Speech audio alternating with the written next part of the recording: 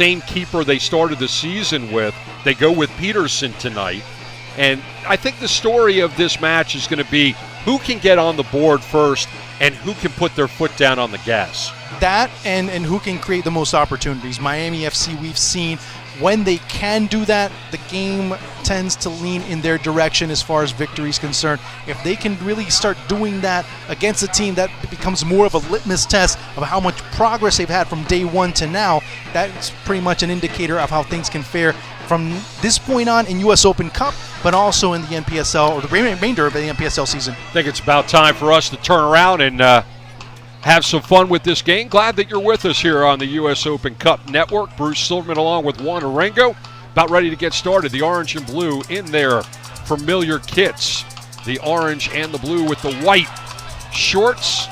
And in the gray and black, we've got the stripes of Miami United. It will be the orange and blue going from left to right on your screen. And United will go right to left. Moments away from this second round match, the winner will either go to Tampa Bay or to Jacksonville, and we'll keep you up to date on that action as the evening continues. Just waiting to get started. Andres Vidalis is the man with the whistle and the barbasol this evening. And we're underway. Miami FC starts us up. Ruthven on the left, getting his first touch of the evening over to Chris Tierpak. You can't miss Tierpak as he wears the protective headgear. Here comes United, and that's staying with them as Ochoa stays on the ball. Granito goes forward. Ranella stops that formation, but here comes United once again, and this is not the way that Miami FC wanted to start. Shot from distance is wide. And that's going to be where Miami United want to break things down. They know where the matchups can be generated. They know exactly, Bruce, how this Miami FC side, when you have Tyler Ruthven playing over on the left, that's going to be one of the places where they're going to look to exploit. Having a player out of position and a player that's had some card trouble in the past few matches, of course, was sent off the last time these two teams faced off. That will be one of the places where they're going to look to exploit. Ruthven was going long distance over the top to Chris Tierpak. It goes out, will be a throw for Ruthven. It will be interesting to see how Ruthven handles duties on the left tonight.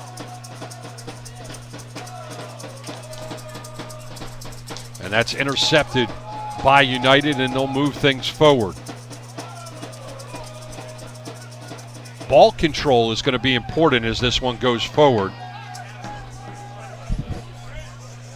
Rhett Bernstein goes out wide. Bernstein, used to him having the beard, and he's 2 games straight with the clean-shaven look. Ranella out for Ruthven. Has options towards the center, slows it down. Ranella. And Ranella gets his legs taken out. And a bit of tactical fouls there to make sure, hey, you're not going to have that much space. If you come in, you're going to have to try and deal with us.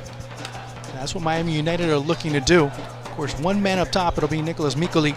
That will be the difference maker up top. All those balls will be sent. Pretty much a 5-4-1 right now for Miami United. Ochoa will keep him honest, and Ruthven will go a little too long. And there's Martinez in the center. Out for Chavez, and that's offside number 1 for Jaime Chavez. Right there, Jaime Chavez. You keeping track of that Jaime Chavez offside stat tonight? And you start to see one thing. At times, Jaime is so intent on looking at the man that has the ball that he starts to lose reference of who he has to be keeping onside with, and that's where you start to see the propensity of being offside so much as far as Jaime Chavez is concerned. Chavez, who is the career leader in assists for Miami FC, also leads Miami FC in career offside. And Rhett Bernstein just took one to the face and will be slow to get up as Maxi Scheinfeld will have the throw, but Vidalis will slow things up so that Bernstein could be attended to. It was a very close distance shot that Bernstein took right to the face. Oh, by the way, a very familiar face in the crowd, Wilson Palacios. Their Original Miami FC player, having a conversation with former teammate and current Obi, Johnny Steele. So Wilson, former Honduran international. Lionel Brown will join that conversation. Maxi inside. And now into the box and has to be cleared out by Dylan Maris. Bit of an emergency there, and interesting to see Dylan Maris dropping back so much that he has to be essentially with the back line on that particular play. Had to do it because Bernstein hadn't checked in. He now has.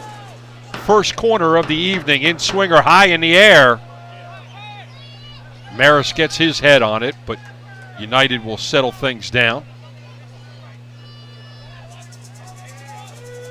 And that's going to be too heavy as Privitera lost the handle, and the captain, Daniel Vega, will kick this one away. Privitera, Mikuli, and Ochoa, especially Ochoa out wide. At times he comes back into the middle to prevent as he is right now. And Ranella has to go backwards. And I think that we're going to see this aggressive pushing from United all evening long as they're making it difficult for Miami to bring it out of the back. Almost like a full court press in basketball. Pretty much. And what that ends up forcing is Miami's central defenders, Rhett Bernstein or Mason Trafford, to have to transport the ball, looking for someone in the middle to create, and that usually is Enzo Ranella, but he's not finding himself in the right position like he is now. That slotted pass for Martinez, he was looking for Chavez, and it's intercepted. Chavez was offside already, so really a moot point there. And that pass is too heavy, and Sean McFarland will throw it in.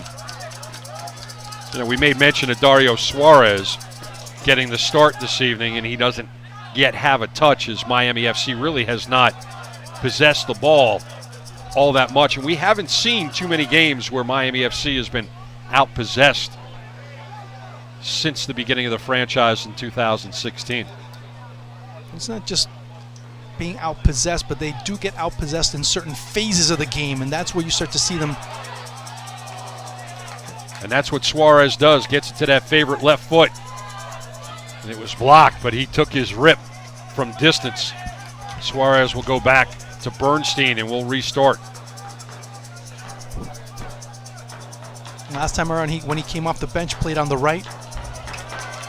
Tierpak, and the flag is up and slow to go up. Not so sure about that, but I definitely don't agree with that one, especially because Tierpak was absolutely onside, and that's where the pass went. So we're in the 8th minute, scoreless. Miami FC really hasn't had any chances. A shot from distance that went wide for United is about all the action we've had. Just getting very used to seeing Miami United playing very high and putting a lot of pressure as Ranella goes down again. Second time in this game. So that's when you have a player that's not naturally number 6 or naturally a distributor, well, he's going to have to start getting used to the knocks that he's going to have to take in order to hold the ball, in order to defend and shut off a defender and find that option. So you're going to see a lot of contact, and we've seen it already with Ranella at that position. He's been taking quite a few licks the past few matches. Well, we were used to seeing that from Richie Ryan a year ago. Richie taking his knocks, and now with Ranella playing in that position, that's what we're seeing out of him. McCauley got the conversation from Vidalis, and now Martinez for Suarez.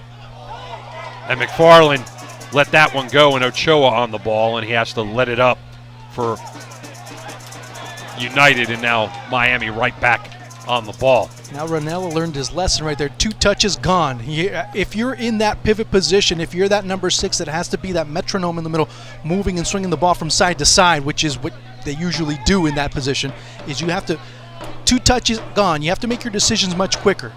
Nice ball forward. See if it's too heavy. If it stays in, it does. And it's Suarez trying to make his move. Picks up 2 defenders, then picks up the ball. He's taken down, and we are going to have a set piece from just outside the area. United doesn't like the call, but that's what you get for Dario Suarez. Being creative, tried to pass it to himself, and he got his legs taken out. So from about 18 and a half, just outside of the box, on the right side, Miami FC with their first chance. Dylan Maris and Ariel Martinez are going to talk about it. Martinez has the left foot, Maris has the right. So it's either going to be a matter of Ariel Martinez going right at it with his left foot and trying to curl it to the far post, or Dylan Maris will play it into the box and try to put Miami FC up 1-0 here in the 10th minute. Three-man wall for United. And let's see which way the orange and blue decide to go. Martinez, and it's knocked away. Martinez was trying to drive it through the wall, through the goal, and it's knocked away, and we got our first corner of the evening. Looks like he was trying to hit it over, but mishit it just so much. It just takes 1 little millimeter difference between being able to rise it over, send it over the wall, and smacking it right smack dab in the middle.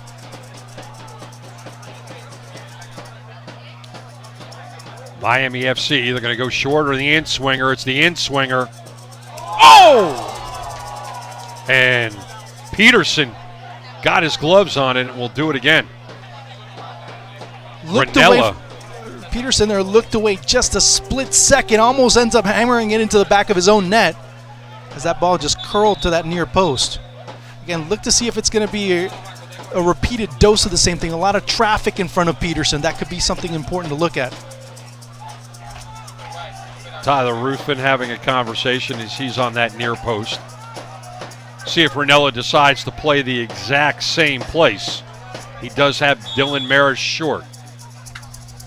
Another ball swinging, and this one Peterson snatches out of the air. 2 good looks for Enzo Ranella, and Peterson will punt it. Bernstein puts his head on it, but United on it. And Bernstein comes in to stop it. So far, Pierre. And there's some running room on the outside for United. Centers, and Bernstein has to clear it.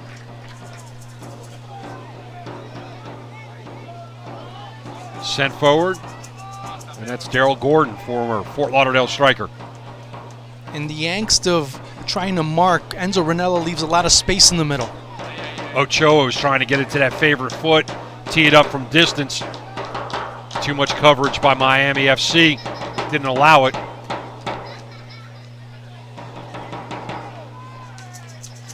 And Martinez has some room to run. Tierpak. McFarland. That ball was intended for Tierpak. Tierpak will pick it up as it was misplayed by Pierre. Martinez battling, trying to get back to the ball, and he'll get whistled on that infraction.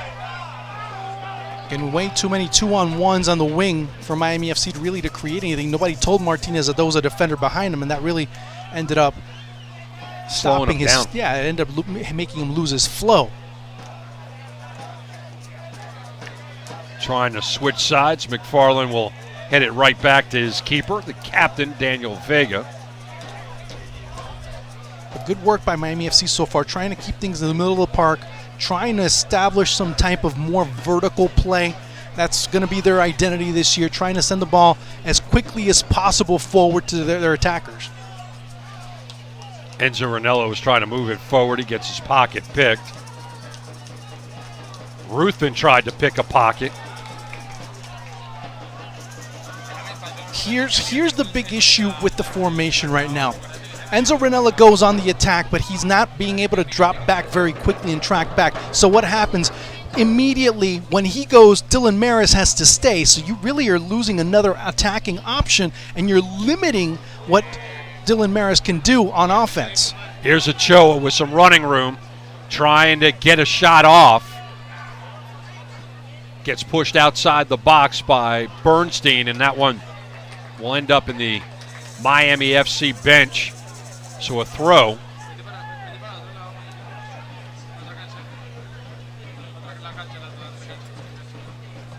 And if you look at the recent history of Miami FC, when they do have a number 6 that tends to hold the ball 2, maybe 3, maybe 4 touches, then that's when Miami FC's rhythm tends to slow down a bit and not become so crisp. Tierpak now on the right, trying to find some space. Nifty work inside the box. Gonna drive it right down. Nice individual work by Tierpak will earn Miami FC a corner as he went right at Peterson. We're talking about the best contributor so far. I mean, you can't lose with picking a player like Chris Tierpak with what he was able to do there. He has the intensity, but he also has the move to really be able to make something big happen. So it'll be Enzo Ranella again in his left foot. Dylan Maris will come over and keep him company. They go short.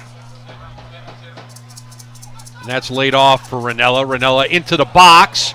Headed on. Oh, fingertip save.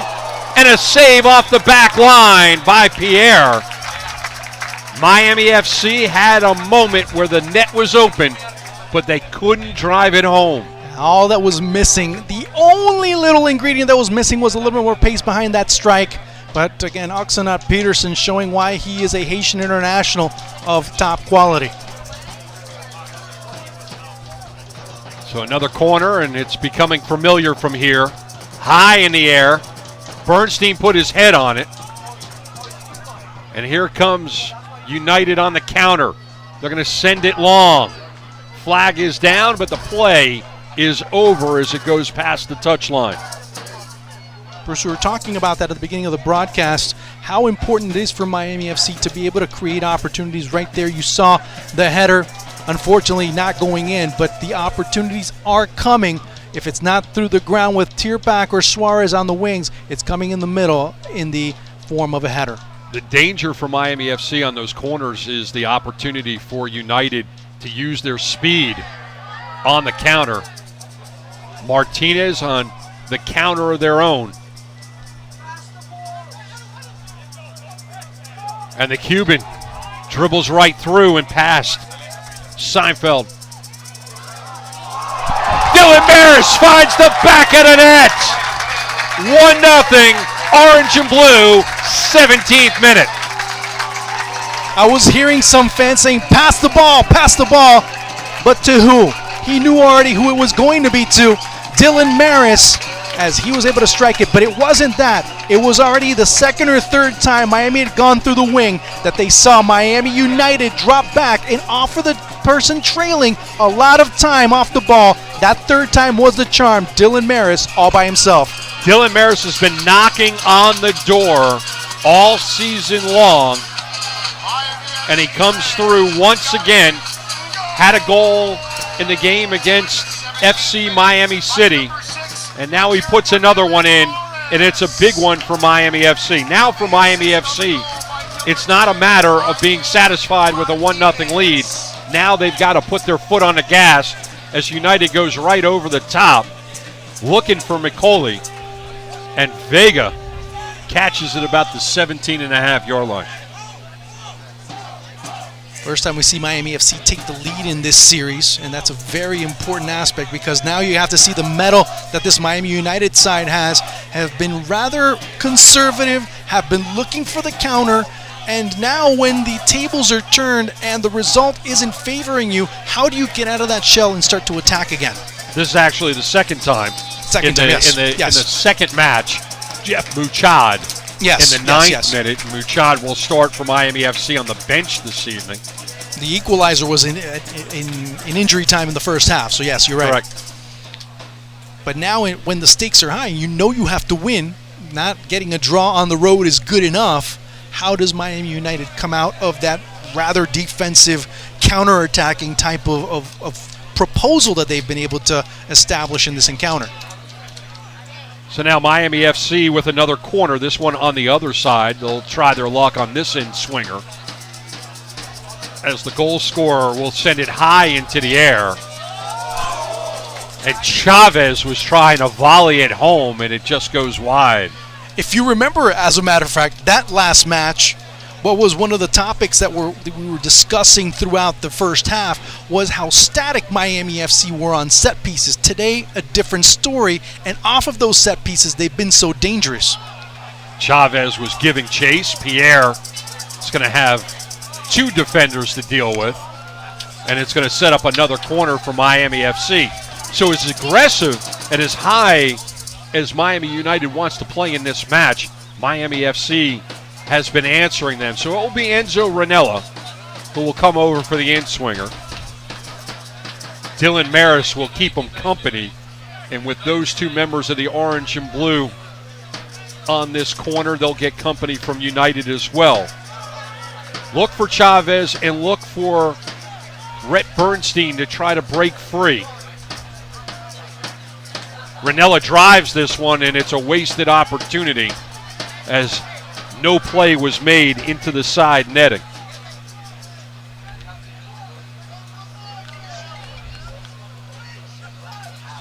Peterson will kick this one away, 21st minute. 1-0, orange and blue. That one came at the 17th minute. Dylan Maris driving it home. Pierre will bring it forward, marked by Martinez, and Martinez will earn a whistle.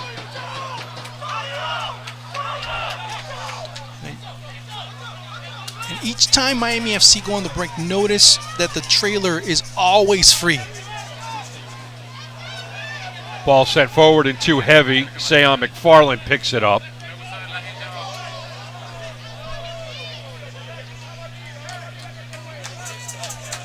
Gorobsov lost the handle. Maxey with the throw. McFarland will send it forward. Flag should stay down. And Pierre got it back to his keeper, and Chavez will just keep Peterson honest. Gordon.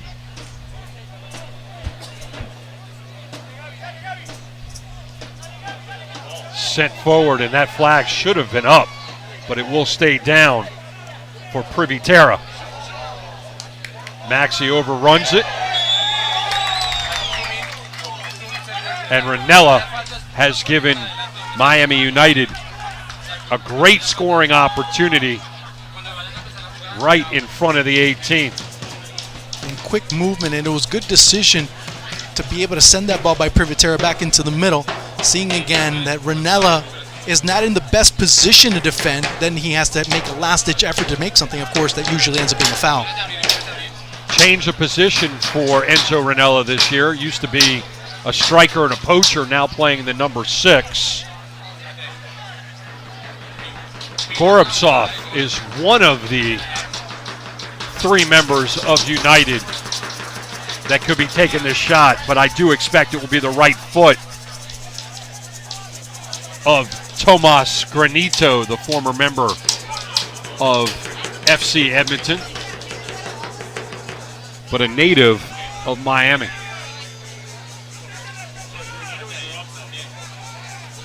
Granito steps away, or at least shies away slightly.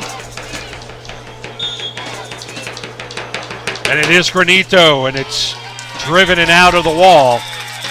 Corner coming up. Granito going right at Vega's net.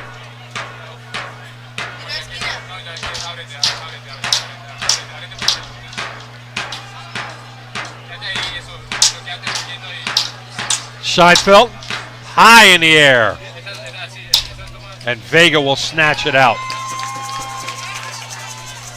Vega has to wait. There was really no one out wide to kick it out quick, how he usually does.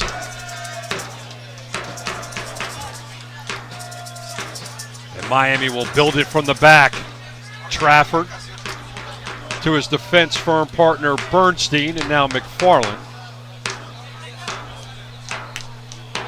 And Suarez misplays that one, and Miami United will have a throw to get them into the final third.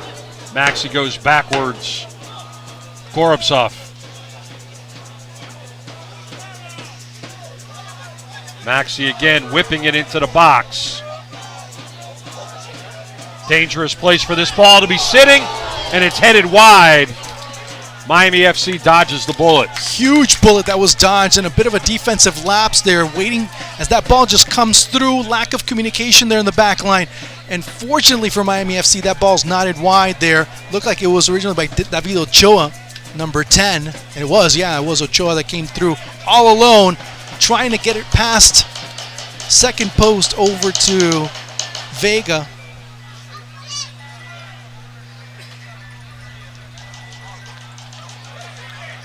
Ochoa looks like he's 12 years old, and he's actually 32.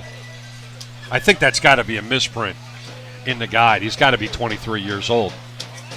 Because 2 years ago he played for Fort Lauderdale Strikers U23, so just by definition, he can't be 32 years old today.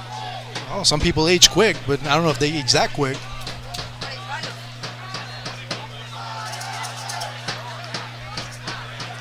Peterson will kick this one away.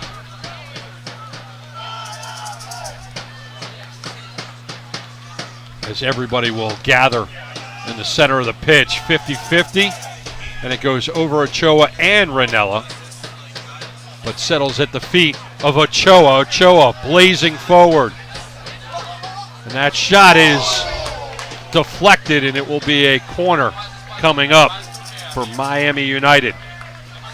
So since that goal, it has been Miami United pressing hard to try to equalize. Very true, and we were talking about how they were going to answer that challenge. They've answered it quite well, to be quite honest. Ball in the 18 and settles at the feet of Ariel Martinez, who tries to dribble himself out of trouble and do some creation. Maxey, who also plays foot volley, sends it past the touchline, and McFarland will come over and do the honors.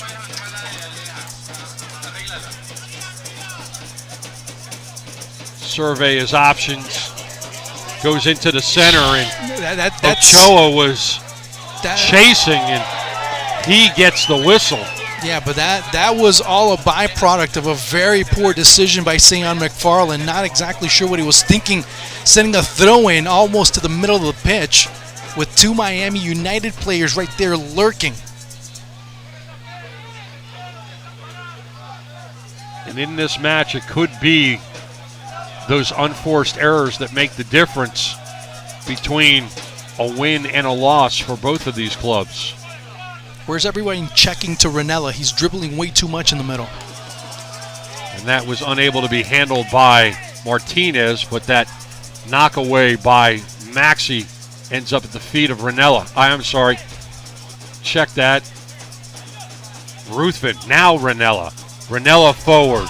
Flag is up, as Martinez was obviously offside. Just took that hair of a second to be able to send that pass. Great back heel pass by McCauley. And McFarland gives Miami United another great opportunity from the angle just outside of the box.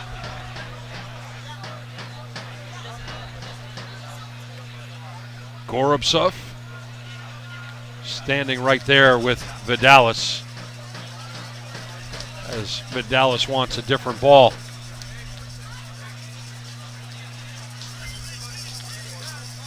So this one is going to sit about 24, 25 yards out.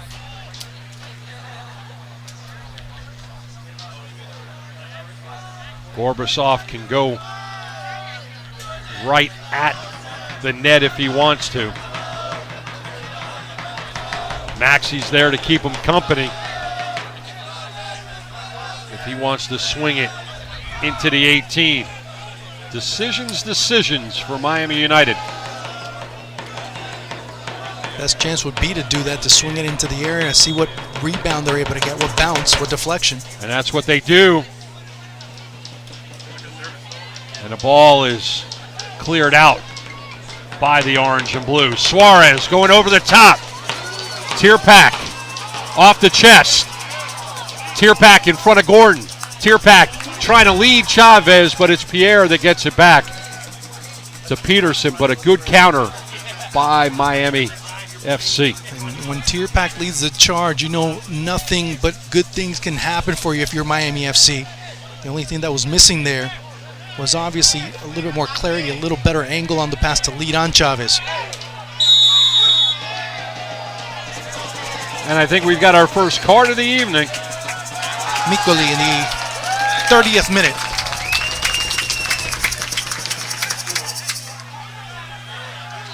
So Mikoli is the answer to the trivia question. And David Ochoa having a conversation with Andres Vidalis. And he has to walk away, so McFarland will start us up.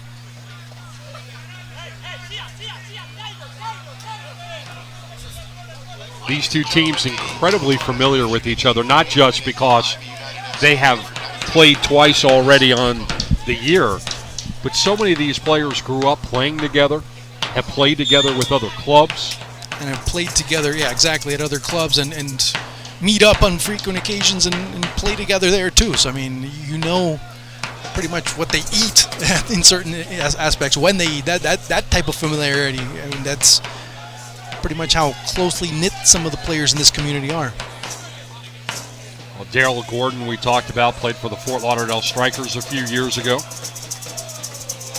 As this ball goes into the box, and Mason Trafford does a good job of ushering it out so that Vega can kick it away.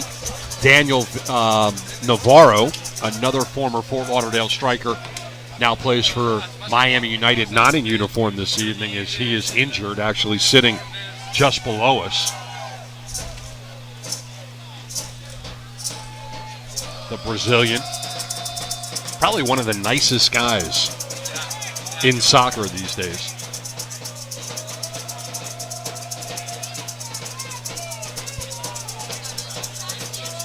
And Trafford with some decisions. Ruthven has to go backwards. And Ranella goes to the turf once again. And that's become pretty much the precedent as far as Miami United is concerned, trying to stop a possession for Miami FC. You either do it by taking the ball away or just taking the feet off of the player for Miami FC. So far, they've been just as effective one as the other. Miami FC up 1-0, a 17th minute goal by Dylan Maris, his second of the cup.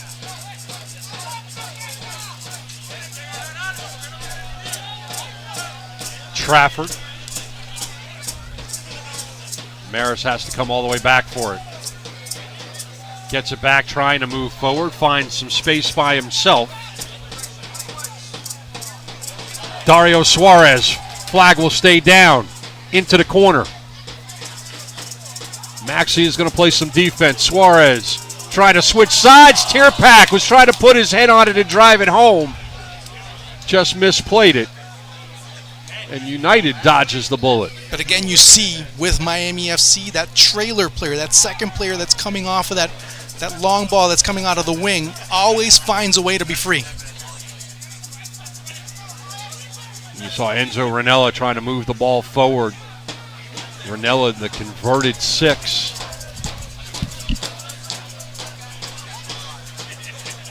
I remember when Richie Ryan first came to Miami FC back in 2016, and I sat down with him and talked about his role. He talked about being a number 6 as United was trying to find Vega off of his line, easy save. Richie Ryan told me if I touch the ball more than once or twice, I'm not doing my job. the purpose of a player in that position is to be able to keep the ball in motion, not to be the one that holds it. One of two things is going wrong if you're holding the ball too much. Either you're not looking up or your teammates aren't moving around. Tierpak lays off. And now Ranella in the center. And he loses the handle. He got his pocket picked. Suarez, Martinez, the two Cubans teaming up. Martinez is trying to find some space. He has to go to McFarland. McFarland will go back for Bernstein, Trafford, and Miami FC will build from the back. And you see one little detail here. McFarland on that play should have been a little bit further up and becoming part of it, giving the triangle a little bit more shape here, instead dropping back, and that really hinders Miami FC from continuing the attack. An overlap could have been created, some space would have been created further up, instead of having to bring back and recycle play on the other end. Ranella goes down once again inside the circle. 35th minute. Ranella just took his eye off the ball. Good defense by Miami, and they'll start the counter. Options. And Martinez hadn't swiveled his head around and known the pass was coming his way. Maris wasn't looking at the best option, which was Suarez out wide, had a lot more space, had a better angle to really come into it and create something off the second ball. Chavez will give chase and keep Peterson honest. The ball will go out to Gordon. Korobsev. Tejeda. And Miami FC shuts down that opportunity for United.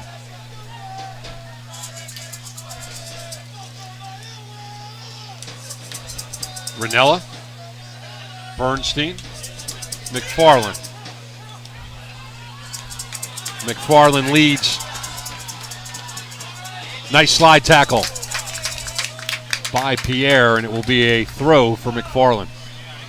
And not many forward passes by Ranella.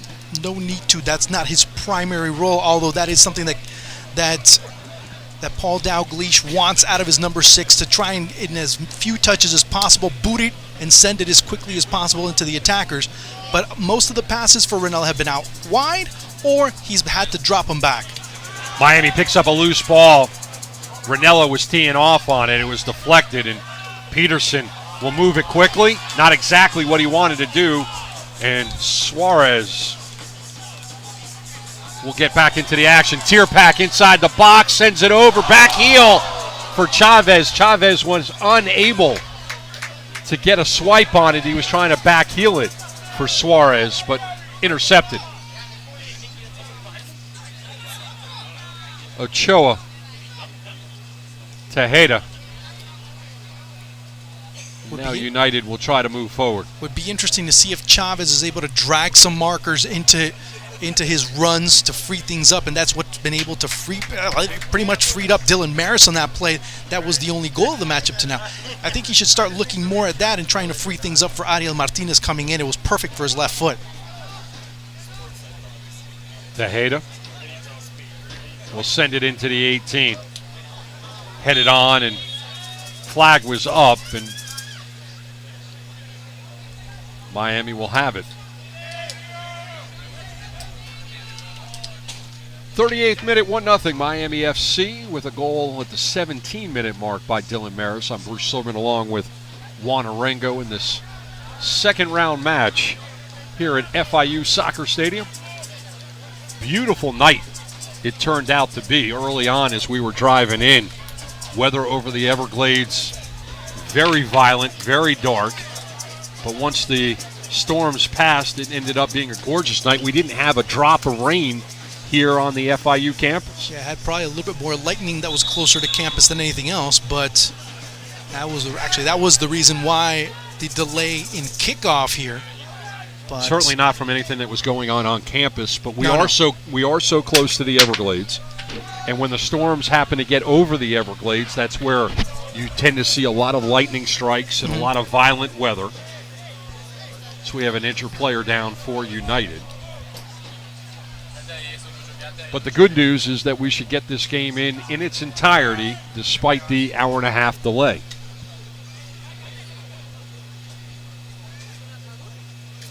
So when play resumes, it will be United from the angle,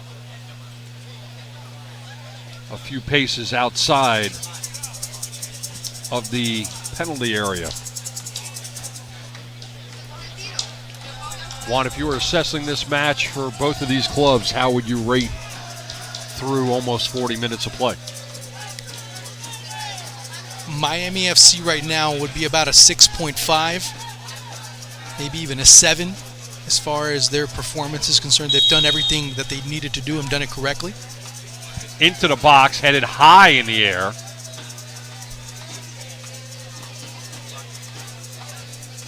As far as Miami United is concerned, as play continues, and it should not, as it was already called out, Miami United a bit erratic, maybe a 5.5 as far as my rating is concerned. Really a bit too conservative. Yeah, they've done a good job. No foul there, was all ball. Martinez goes down hard, but you are correct. Daryl Gordon with all ball. But Ariel Martinez fell a little bit weird on his leg as he's still down. The referee hasn't seen it yet, so that's why play's continuing. And now he'll come over and attend to the Cuban. And you're right, he came down hard. It wasn't a bad play at all by Gordon. And you see the kind of guy that Del Gordon is he has not left Martinez's side. Don't forget, Martinez came into the season nursing an injury, and that might have just been re-aggravated as the training staff for it was Miami unfortunate. FC He was coming down the ball, and Gordon just happened to slide right underneath and take all ball on it. But Martinez had to go up and over, and it was the way that he landed. Yeah, of course. And he didn't land very evenly on his foot, thus rolling the ankle a little bit. I'll tell you, one of the differences I've seen in this third match between these two clubs this year, this has been a football match. The first two were a lot more like street fights. Yeah, a lot of physical. Not that this game hasn't been physical. No. But this has been a lot more of a football match than a street fight. Yeah, well let's see how things play out in the second half. As one of the major talking points that we had after that second encounter was the fitness of Miami United and how it started to take a toll. The match itself started to take a toll on Miami United in terms of fatigue. And that's a really great point, Juan, because not only is Miami FC probably the better conditioned club despite being older, Miami United played over the weekend. They've got a limited roster to begin with. They only have 5 bench players. So their options are a lot more limited. And you're right, as the match progressed, both of the matches, Miami FC wore down Miami United.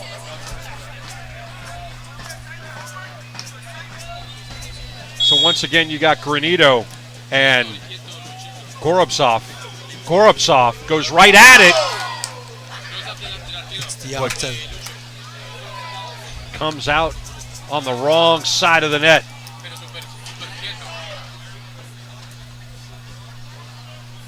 So Martinez back in as Vega will go to Ruthven. United will put the pressure on, and that's intercepted by Granito. Gordon. Tejeda, and he'll switch sides. Scheinfeld. Good ball movement by United. Miami FC has to come over and play some defense. Again, that's all a byproduct of having Enzo Ranella all by himself trying to maneuver with not much space and no one to really play off of. Martinez. Sliding it forward. Foot race between Pierre and Chavez, and Pierre was able to get it back to Peterson. And that's been a very interesting matchup to look at, Bruce. You see Suarez and Pierre have been going at it time after time. Pierre's been able to come through either with solid defense or pretty much a spectacular last-minute slide to really end up thwarting any opportunities. Chipping it over, trying to get it to Dylan Maris, but Daryl Gordon coolly heads it back to his keeper. Maxey to Hara.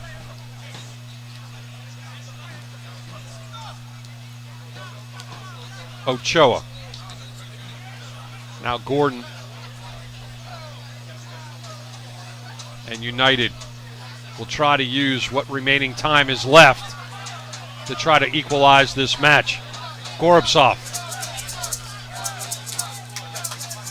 trying to go over the top from Ecoli.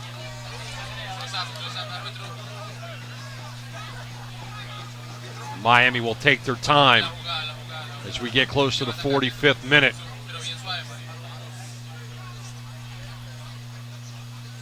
Do expect it. We'll have, what would you say, about 2 minutes of added time?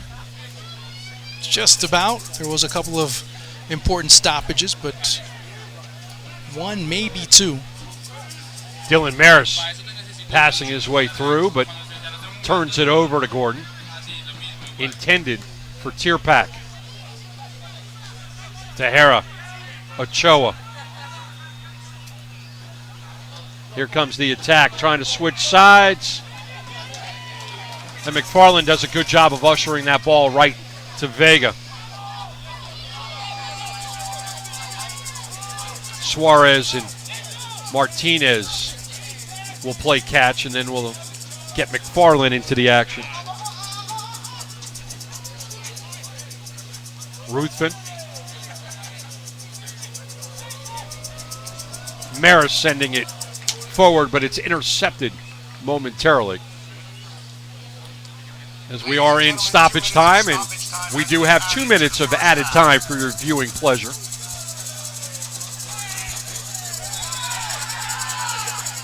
And we got a whistle that will stop play. They're looking for sending off as Miami United's bench is just going absolutely nuts right now. And a straight red for Tierpak. And that will change the complexity of this game. Chris Tierpak sent off, straight red, 45+1. Miami FC up a goal, will now play down a man. Ladies and gentlemen, a yellow card has been issued in the 45th minute. They just, that changes everything in this match. Miami FC up the goal, down the man. And as this game progresses, Juan, that becomes sort of the equalizer. As Miami United, not as healthy, not as fit, down a goal. And now they'll be able to attack a little bit easier than they have throughout this first. Yeah, you do lose a player like Tierpak. That's a huge blow for Miami FC. Now, the big question is, yeah, you can attack. The question is, how are you going to do it, knowing that you've had the potential, but you haven't had the effectiveness just yet? So the question that kind of comes into play now for Paul Dalglish, as he'll look to escape the first half with the 1-0 lead. But what kind of tactical changes does he make in the second half? Does he bolster the defense, or does he just go with one less offensive player? Just go 4-1-3-1 for as long as you can and see what you can do. And mind you, last time Miami FC did play Miami United, they played for a really significant amount of time, a man down after Tyler Ruthven was sent off, and actually played better than Miami United in several stretches of the match. McFarland will send it into the night, and Gordon will let it go out of play. Maxi Scheinfeld will throw it in.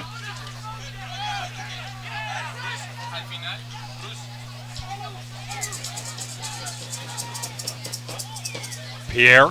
And you see the answer right there with Maxi going on the attack. Ochoa picks up defenders, and great job by Enzo Ranella. And that'll do it for the first 45+2. Miami FC 1, Miami United nothing. Here's the change for the second half. Miami FC will play down a man as Chris Tierpak is sent to the showers on a straight red.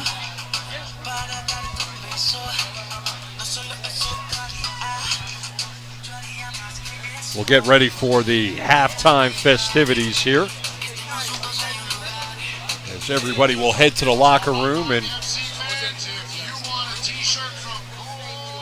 so, Bruce, overall, it's been a first half that's been quite active. That's for sure. And we knew that was going to happen. The most important thing, or actually the biggest thing that Miami FC is going to have to deal with, is having to be a man down. A rather silly foul, knowing how close the halftime was coming. Tierpak should just put on the brakes. And especially on the side of the pitch that he did it. It wasn't like he was playing on the defensive side. It wasn't like he was near the 18. Yeah, exactly. Or he was. Yeah, exactly. I mean, that's one of the big issues that I see as far as that's concerned. So I know you got to jump out of here in a second. Let's just wrap up the activities of the first half. Your impressions of the first half, Miami FC, obviously getting the goal in the 17th minute. They've had the better looks. They've had the better chances. They should be up by more.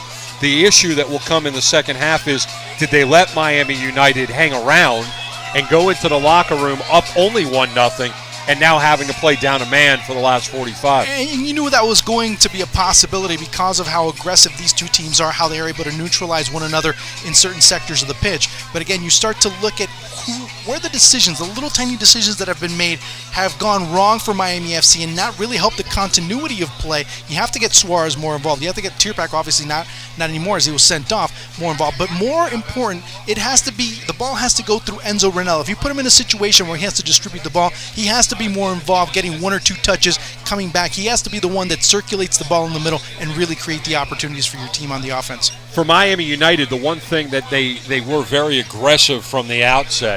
They were really trying to attack. They were really trying to press right off the bat, trying to put a lot of pressure on the back line for Miami FC.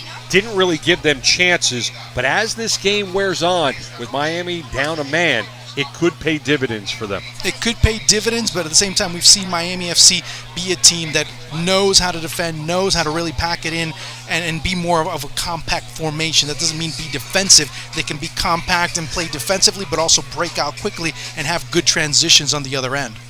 All right, so we're going to jump out, take a break, give you a few minutes to go to the refrigerator and catch a beverage and some snacks. Get us something good as well, because, we're hungry. Yeah, we are. And I got to head out for a second, so I'll be back. You do. So go ahead and take a break. We'll be back with Miami FC and Miami United. We're going to give you the sights and the sounds of the last time they played. It was at St. Thomas University. It was a 1-1 draw. We'll be back for the second half in a few minutes.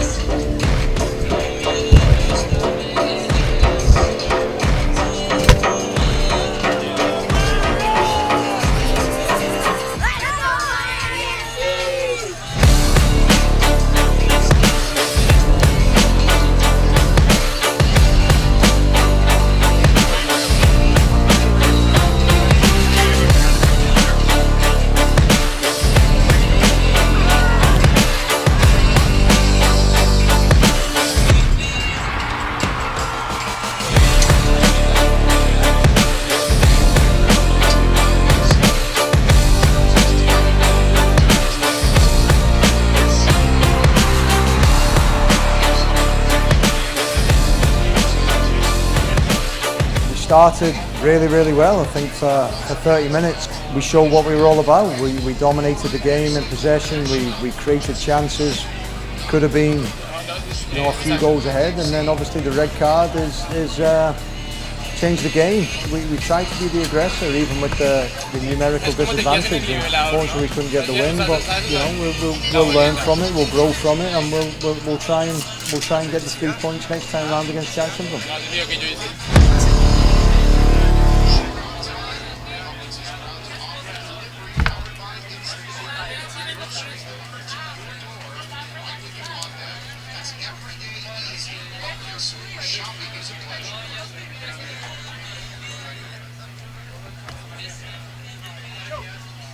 ¿Puedo usar esta? ¿Puedo usar esta?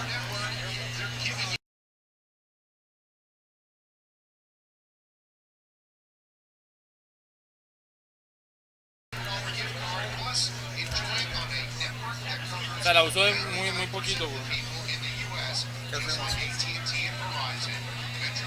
Todo bien, o sea, porque hay que comprar un buen trípode, marica, y una buena cámara. La cámara es mala resolución. Es muy... se nota, güey. Se nota el cambio de esta. Sí. Parcero, ya no me saludas, cabrón. Vas a Papi, ver, no, güey. no. ¿Cómo estás? Bien, Patirri. ¿Qué andas transmitiendo los juegos del Miami? Qué bueno, ¿desde cuándo, güey? Hace 2 partidos. O sea, desde que inició la temporada. Ajá. Claro, está bien, güey. ¿Cómo has estado, güey? Bien, todo tranquilo ahí. ¿Mande? Sí, hace rato la saludé. Sí. ¿Tu mamá andaba por aquí? Ah, ok, sí. Se retiró de trabajar. Ah, ok. ¿Sigue ayudándote? De hecho, bueno, ella me dice,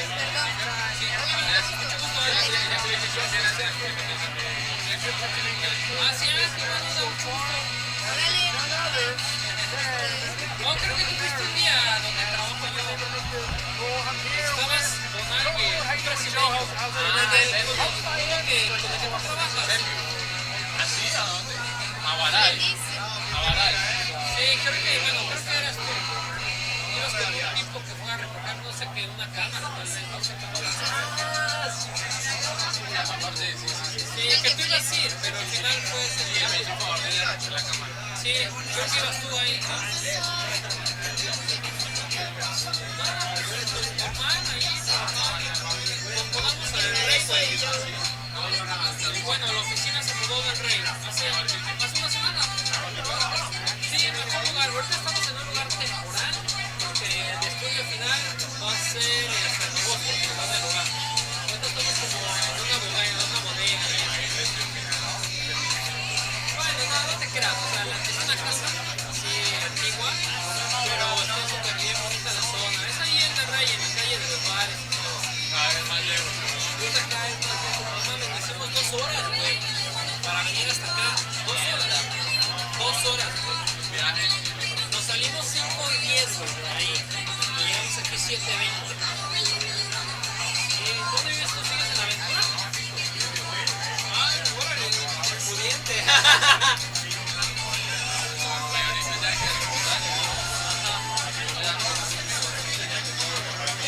¿Sigues casado? ¿Estás viendo que te ¿puedes hacer esa vaina?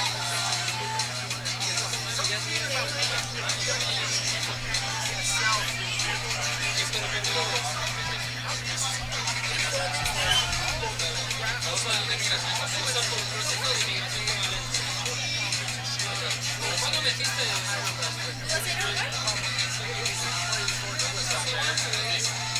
Tienes 6 años también, ¿no? Me acuerdo que llegamos casi a la par. Sí, güey, neta.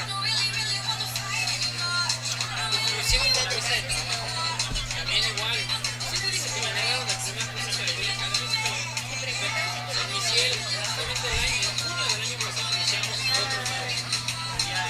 En marzo se metió la primera parte, que es una petición laboral. O sea, migración debe de aprobarme, el departamento de labor, el departamento de labor, tiene que aprobarme en público. ¿Cuáles son las actividades? Y eso tarda de 5 a 6 meses. Pero ese es el primer paso. El segundo, si lo apruebo, es que ahora estoy en la empresa, si legal, cuántos empleados tiene, que pueden pagar el salario de el contrato. Y ya de ahí, si apruebas la empresa, dice ya la tengo.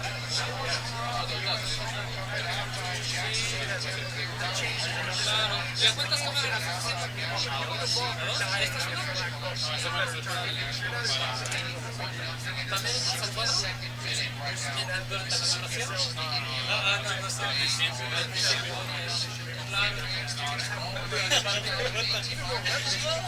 Es que ese Bruce, güey, ya conociéndolo, casi se mete a jugar. No, es que van a hacer todo el instrumento, la tomada. Claro, sí. No, pues está. ¿Y desde cuándo te mudaste a Bristol? Ah, ya llevas un poquito ahí, güey.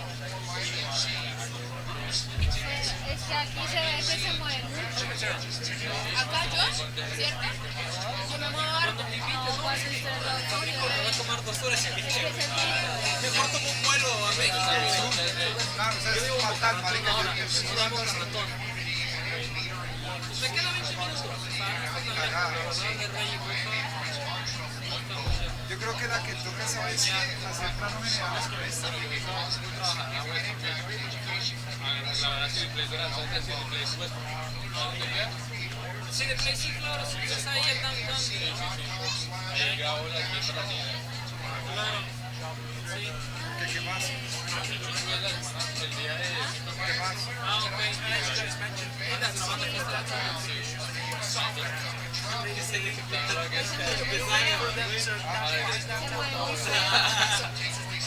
Gordo, después de haber. No, está bien, gordita, no sé qué pintas. La grabación. Se escucha labiamente.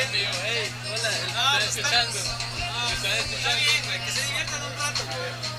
Yo creo que las hacemos divertir más. Las pláticas Mucho partido, güey. Mira, ¿dónde te gusta ir acá a Miami? Ah, estuvo bueno. ¿Dónde te gusta salir acá a Miami? Sí. ¿A qué te gusta salir acá a Ya Miami? metieron un gol, así que es un juego, le va a meter emoción al otro equipo. Pues salgo cuando salgo. Nosotros estamos haciendo el streaming del Miami. Tienen cerrada. Pues a bailar y eso. Ahí te vimos, sí. Ahí estamos haciendo. ¿Y a dónde está el Andrés? Igual. El domingo tenemos juego. A la poderosa, ¿no? ¿Qué programa usas para Al patio. Al patio. Nosotros usamos un programa de Bacano. live stream. Bacano. ¿Y vos, Alena? Yo no salgo. ¿No salís?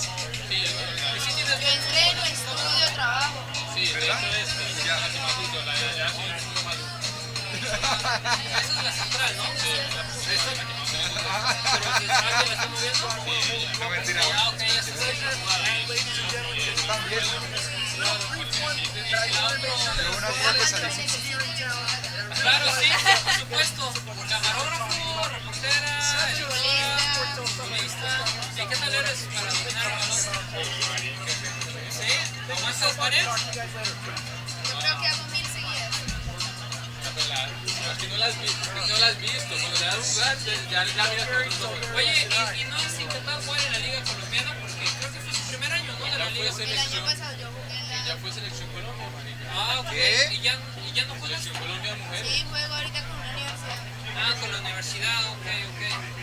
¿Y cómo va la liga allá en Colombia? Porque yo sé que está yendo bien. Este año es el segundo año. Ajá. E incluso tengo a mi amiga es dueña de una página que se llama Femina Fútbol, que es la que cubre fútbol femenino en Sudamérica. Esta es el segundo año de la liga. Y nos fue muy bien.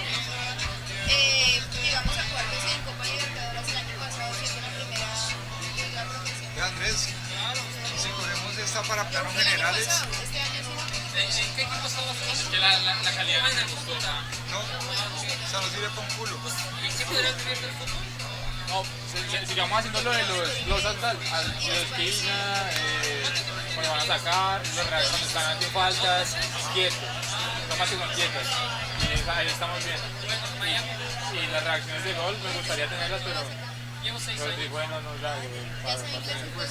Ya. Bueno, sé bastante. Ya, o sea, si yo acá libero la cámara, Sí. cuando la giro para acá se hace así.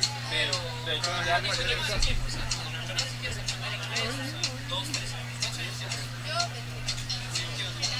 Casi la mata. Sí, no, yo tengo 4 años. Ve que es que la tenés encerrada, me dice Valerie. Yo tengo 4 años para de beca por el fútbol, del 100%. Ya es que la tenés encerrada, ¿no? En 2 años Sí, no, cumpleaños el sábado, vamos a hacer una fiesta. ¿Verdad? Sí. Sí, entonces menos, porque Pero me está diciendo invitando. No, invitando. Mira, yo viendo, güey. digo, está bien que Marica, ¿no tenés un distrito o algo así? ¿Qué? ¿Tenés un distrito? Ya te casas cualquier pendejada. Mi hermana creo que tiene, Juanita, ¿tienes más proteína? ¿Tienes más proteínas? Sí, digo que sí, tengo mucho más personas que ¿Tienes hambre?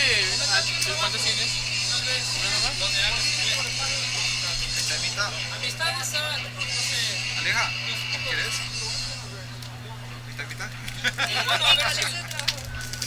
¿Qué estás haciendo ahorita? Bueno, ahorita estamos haciendo un reportaje, pero yo edito videos, hago cámara, narro partidos para un canal. Lástima, weón. Yo la compré así por comer y sé que las de 15 servían y las de que son peores, ¿sí me entendés? ¿Ah, sí? ¿La quién es peor? Lo que más me gusta es narrar. No, me Yo imagino sí, que pure que... claro, yo sí dije, pero tan raro. Bueno, si Andrés dice, pues yo la compro, weón.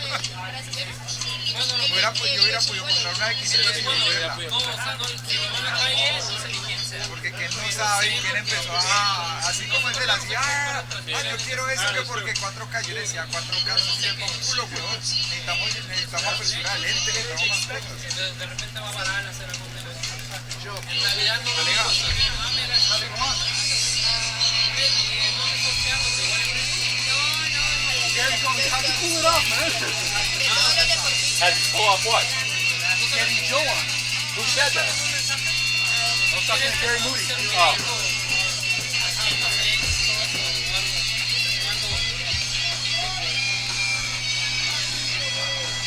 Me encanta el saludo, hermano. ¿Tiene Instagram? Pero bueno, es que ya no tengo pila. Juanito, ¿cómo estás? All right, let's... Hey, are we ready? Ya. Ah, es Medina, no Medina. Okay, vamos al aire, vamos al Voy aire, a vamos al hablar aire, por vamos al aire. telepatía. Por telepatía. Ella tiene novio, no jodas. All right, quiet on the set. Le presento otro para que Whoa, te whoa, whoa. Vamos al aire. Ay, espérate, no sé si eres bien escuchando. Manita, pásale la peta. Ok, bueno, voy a ir a... ¿Me mandas un mensaje? ¿Número? Y ahí me contacto con tu Instagram y ya lo veo. Gracias, mi vida, te querés. ¿Viste? Gracias, muchas gracias. Nos vemos, mi hermano. Voy acá abajo. Dale, dale. Sanderita, ¿cuánto tiempo vas a estar aquí? Está bien. Vale.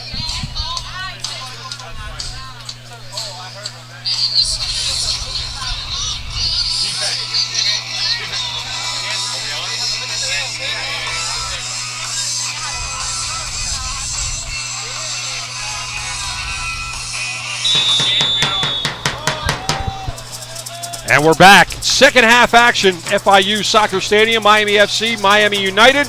Miami FC scored at the 17th minute, Dylan Maris. But what may equalize that, at least with opportunity, will be the red card to Chris Tierpak at 45+1, just about 30 seconds into stoppage time. Miami FC gave United the one-man advantage. Bruce Silverman along with Juan Arango. And Juan, Miami FC is going to definitely have the more difficult of second halves than they could have going into the locker room up a goal, now up a goal, down a man.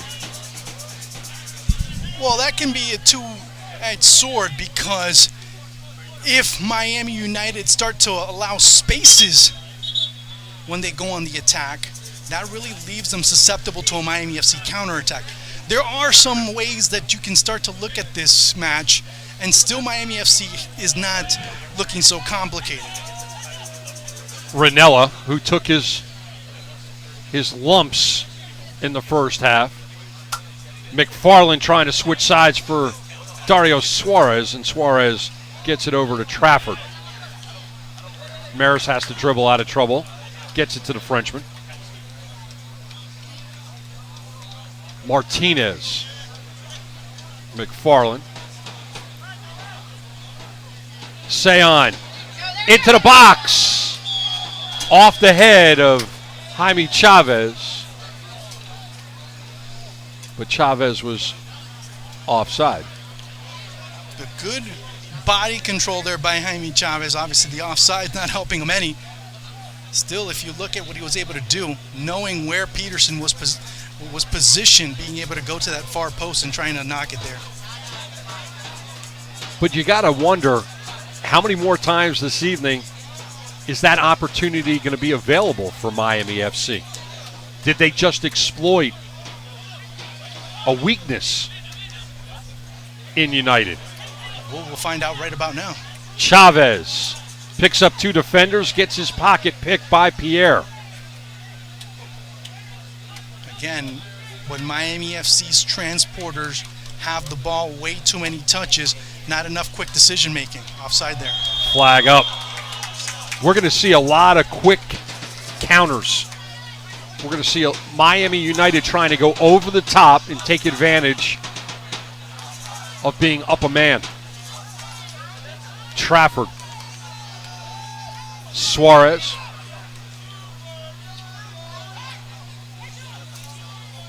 And Ranella's going to have to dance around and look for some space. Interesting to see a bit of a change in the back line as it's Ruthven that becomes a central defender, then Mason Trafford going out wide. So a bit of a shift there by Paul Dalglish. And also remember, if Miami FC want to go the route of having a player that's fast out wide, they do have options on the bench. And I think the tactical move to put Trafford on the outside and bring Ruthven in has a lot to do. Is Ochoa one-on-one. Ochoa back of the net. 1-1. Ochoa taking advantage of the high line, the high defensive line by Miami FC. And in the 49th minute, we're all knotted up, and now it gets really interesting. Another mental lapse for Miami FC, and that can end up being very costly for the orange and blue, as it was just one of those lapses. Ochoa, for a second, he's like, oh my God, there's nobody here. Am I offside? He looks for a split second and sees, okay, well, not the case, takes it downtown and ends up making it 1-0. Good example of making sure you play to the whistle. That's something in American football you hear all the time. If you play to the whistle, if you don't hear the whistle, you just keep on going, you keep on running. That's exactly what David Ochoa does. And now this game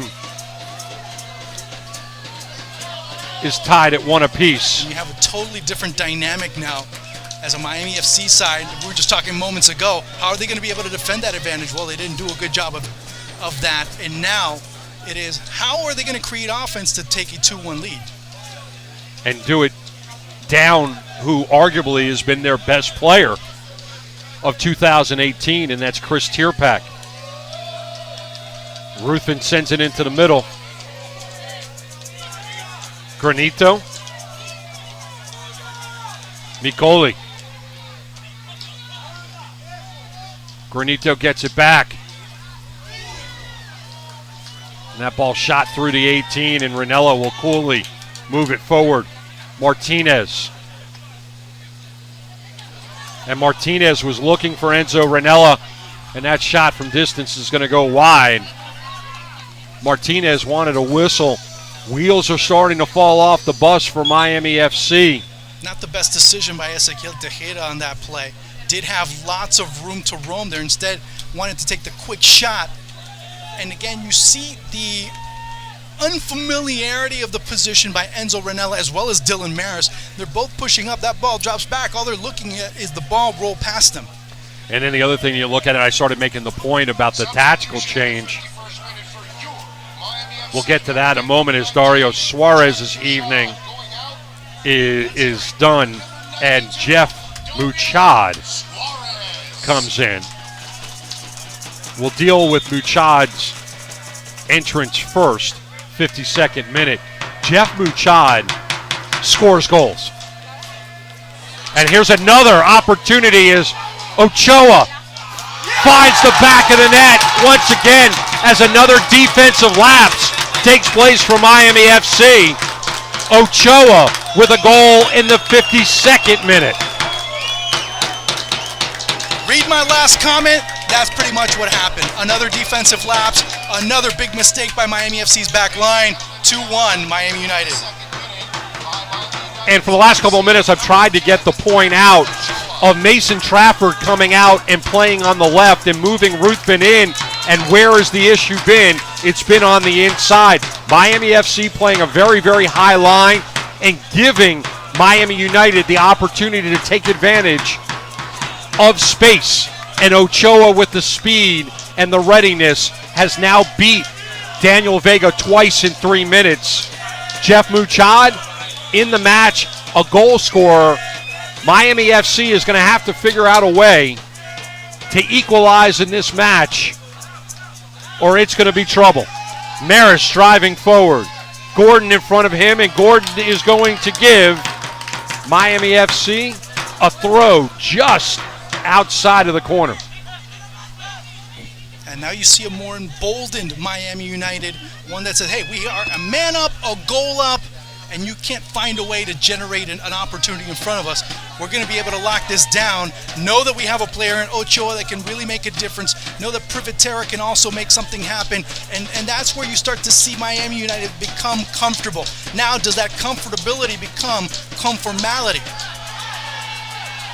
Miami FC wanted a handball in the box. They don't get it. Here comes the counter once again. Over the top, Ochoa. Ochoa can pick up a hat trick. Gets it over. And a big save by Vega. Granito was looking to make it 3-1. Another mistake, another huge one, not just in how the ball was lost, but in the way that Sean McFarland loses possession, loses reference to the ball, and lets Ochoa get past him. Another big mistake on that right side of the Miami FC back line as Chavez outside. And now you have Miami United up 2-1. You got Miami FC frustrated and in unfamiliar territory. You have Miami FC frustrated that just before that counter took place, they wanted the handball inside the box. They don't get it. And again, look how much space Miami United have in the middle of the park to really operate. And you start to see two defensive midfielders that aren't defensive midfielders trying to act like defensive midfielders when they're not. And that ball will be a throw for Miami FC. So now Miami FC down a goal and down a man. That is a tough hole to get out of in any play, especially with so much on the line in the U.S. Open Cup.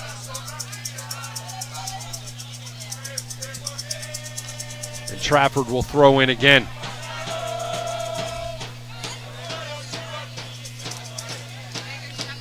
Trafford trying to survey what options he has. And he's got to hurry. Chavez taken off of the ball.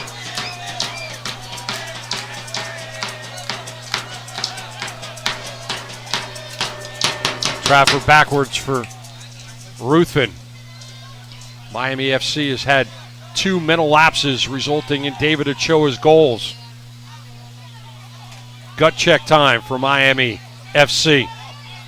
Again, Renzo Ranello with the ball. There's no one within 10-yard radius of him to help him out. Martinez gets his pocket picked. And now it becomes an issue. Is Miami FC going to press too hard?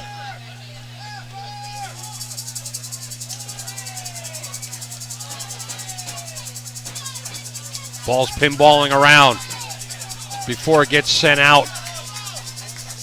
Miami FC will have the throw. Again, if you're Miami FC, or if you're Miami United in this case, you don't want a tight grip to become a slippery one, because a couple of mistakes here and there can really turn the tide for you. You have to think about solidity, you have to think about consistency, but you also have to think about trying to play Miami FC away from goal as far as possible. Ball's headed high in the air by Ruthven. Martinez taken down inside the box, nothing going on. And a throw coming up for United. Now, if you're Miami FC on the other end, composure is king. Composure is what is going to make you, or if you don't have it, break you. And they really need a lot more of it. They need to be more comfortable with the ball instead of being so desperate to send the ball as quickly as possible. Possess, move it around, have the ball do the work for you instead of you doing the work for it. That's not going to happen if you are making so many mistakes and rushing off the ball so quickly. And we go back to what took place in the first moments of stoppage time. Chavez was trying to flick it forward and nobody home to pick it up. He thought Martinez was going to make the run towards the inside. As soon as he flicks it, he sees, and Martinez was there waiting to see what was going to happen. Little less, more reaction, a lot more action needs to be made by AFC. Anticipation is key to break down defenses. Thought you were about to quote Elvis Presley. It's going to go back to the point of Chris Tierpak being sent off just moments into stoppage time in the first half. Martinez, he's got some running room. Chavez is going to come over and help out, but nothing going on. Is a great defensive play by Pierre. Stops the attack. Another sliding challenge by Pierre, saving the day for Miami FC, or Miami United, I should say. Chris Tierpak being sent off just before going into the locker room. In the 58th minute for Miami United FC, coming in number 7, Shelton Shamar, going out number 20, Gabriel Privitera. Shamar comes in for Privitera in the 59th minute, so a little fresh legs up front for Miami United as they are nursing the 1-0 lead. Throw in for McFarland here in the 59th minute.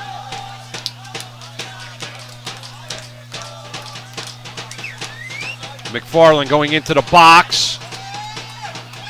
Martinez put his head on it. Muchad trying to send it into the 6, but it's headed away by United. Ranella tees it up. He needed his 3-wood, and he used the pitching wedge. Problem is that he uses pitching wedge right in the green.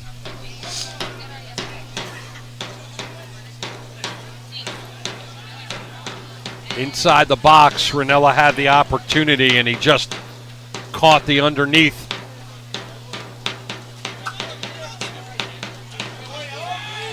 Granito has to catch up with that and slow it down.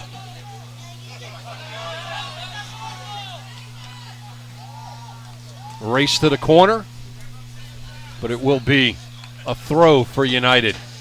One of the biggest questions that people ask is, or one of the biggest things that people say, I should say, is possess, possess, possess. But very few people ask, why should I have the ball? Why should I possess?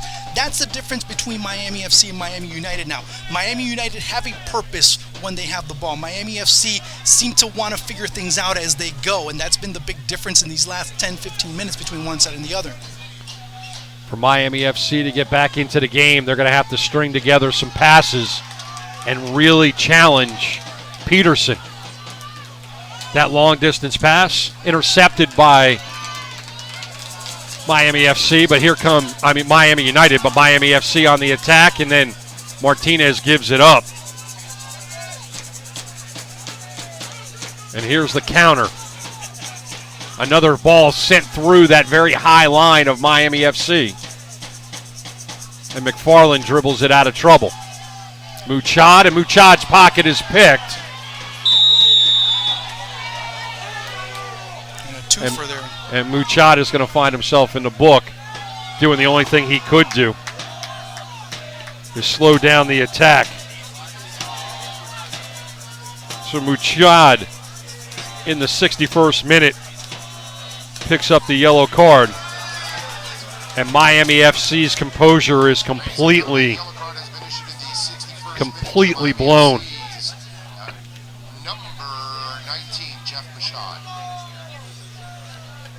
So now a very dangerous spot for a set piece.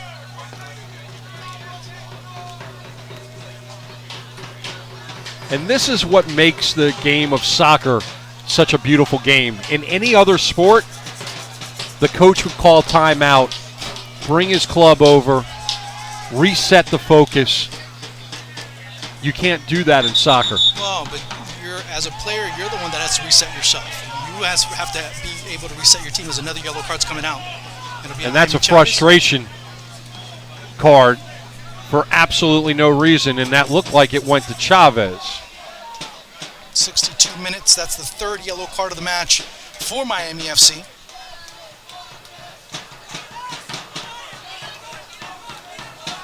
And Miami FC cannot afford to make any more mistakes. Granito goes over the net.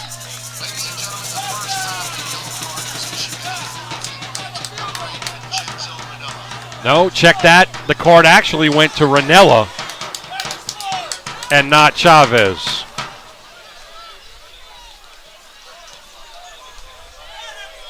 Ball kicked away. Daryl Gordon will send it forward.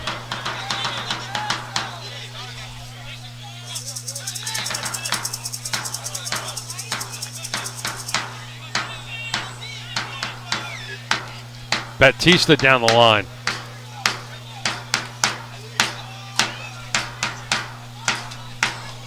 And that's what Miami FC has to do, is put some pressure, pick up the loose ball.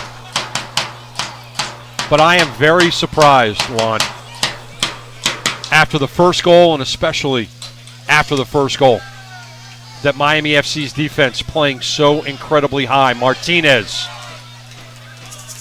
And that's knocked away.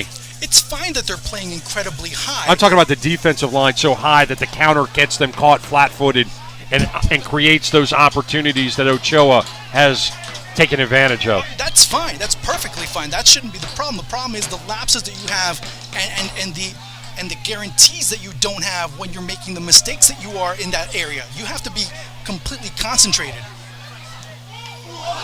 Hand save by Vega. And Vega very quickly will punt it forward. Maris was looking for Chavez. Chavez will give chase. Peterson will slow it up. Knock it out wide for Pierre. 65th minute. So we'll play 25 more. Miami United looking to advance to take on the winner of Jacksonville and Tampa Bay.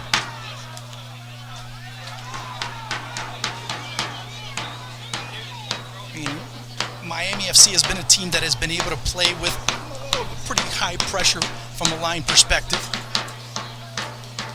Good ball movement by United again. And that one's wide. But when you make the mistakes that you do, that high line becomes much more exposed. You're absolutely right. And that, again, is the biggest problem with Miami FC right now. The mistakes that they're making in certain areas of the pitch that have left them completely exposed.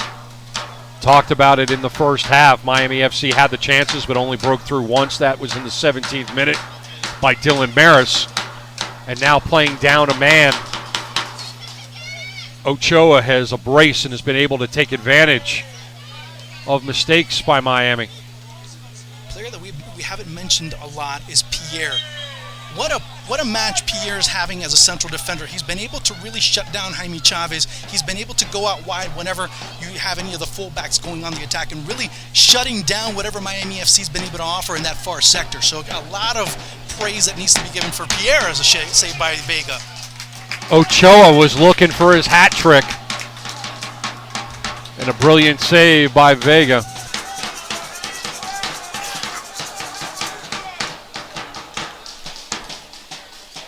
Ruthven out for McFarland. It's already the third save in this half for Daniel Vega. And when he starts getting up there in saves, that's a big problem for Miami FC. And don't forget, that's three saves along with 2 goals allowed.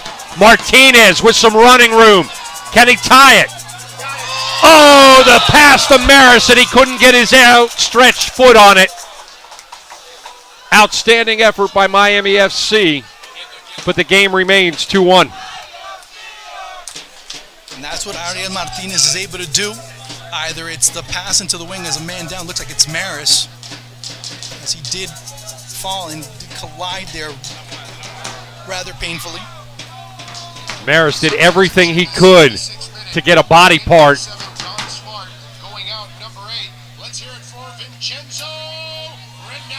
Now this is a move that really is going to puzzle me quite a bit, because Don Smart just comes in. Where are you going to put him? This is, again, it's some of the moves that at a time Paul Dalglish tends to puzzle me with as far as formation and adjustments that he's making on the pitch on the fly. Let's see where Smart and everyone else kind of refits as far as this is concerned, because Ranella comes out, Smart comes in. Let's see how things play out.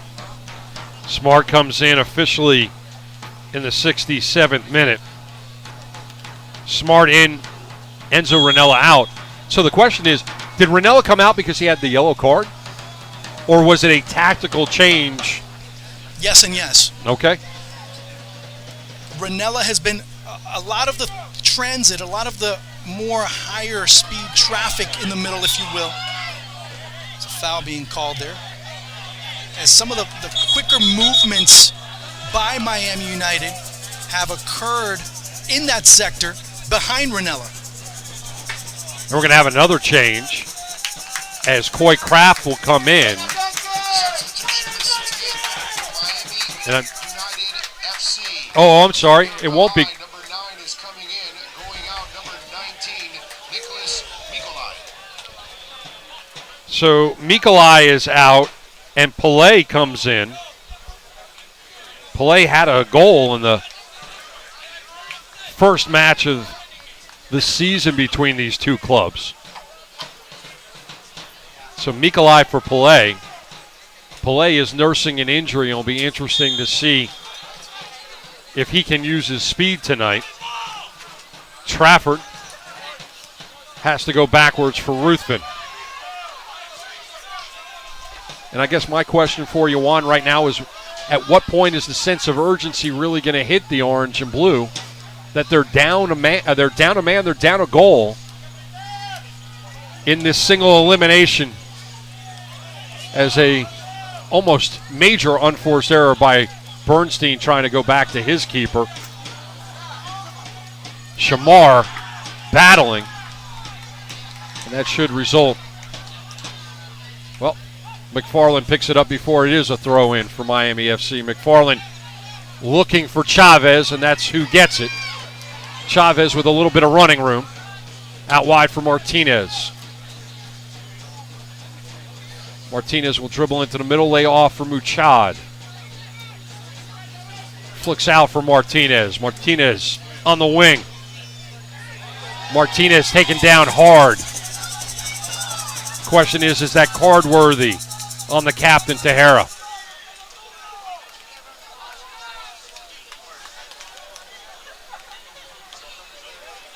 So Miami FC will have the set piece just to the right side of the area.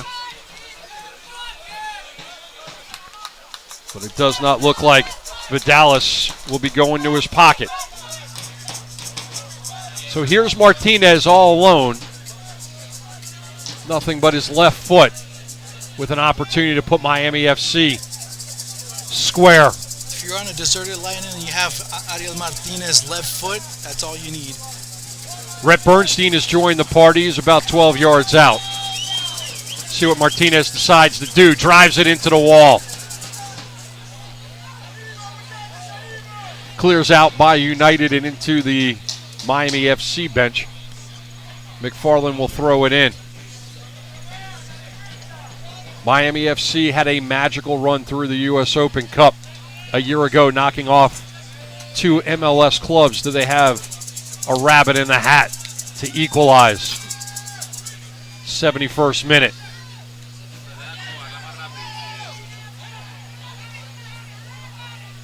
McFarland waits on that ball. Gets tangled up with Tejera. McFarland into the box. Just wide. Offside, though.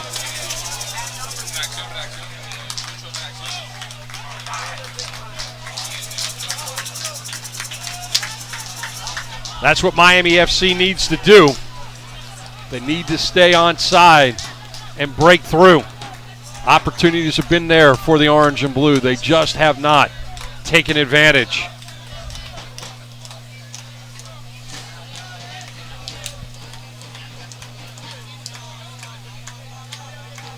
Peterson right foots it. Offside.